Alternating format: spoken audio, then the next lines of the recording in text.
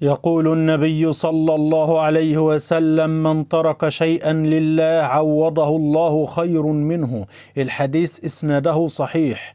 وقال النبي صلى الله عليه وسلم: إذا أنفق المسلم نفق على أهله وهو يحتسبها كانت له صدقة. الحديث عند الإمام البخاري ومسلم.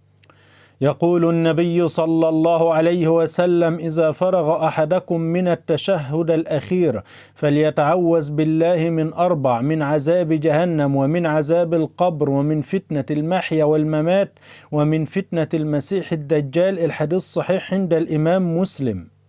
يقول النبي صلى الله عليه وسلم: إنك لن تزال سالما ما سكت، فإذا تكلمت كتب لك أو عليك. الحديث صحيح عند الترغيب. عن سيدنا أبي ذر الغفاري رضي الله عنه قال: قلت يا رسول الله أي مسجد وضع في الأرض أول؟ قال: المسجد الحرام. قلت ثم أي؟ قال: المسجد الأقصى. قلت كم كان بينهما؟ قال: 40. ثم قال: حيثما أدركتك الصلاة فصلي، الأرض لك مسجدا. الحديث صحيح عند الإمام البخاري. وهنا في الرواية دي قال 40 وسكت، في رواية تانية قال 40 سنة، والله أعلى وأعلم.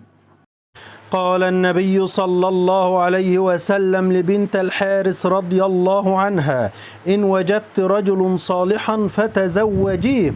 فهذا دليل أن المرأة المسلمة إذا رأت رجل تقي يجوز لها أن تطلب الزواج منه، والحديث صحيح في السلسلة الصحيحة. عن أبي الدرداء رضي الله عنه قال: إن الذين لا تزال ألسنتهم رطبة من ذكر الله يدخلون الجنة وهم يضحكون.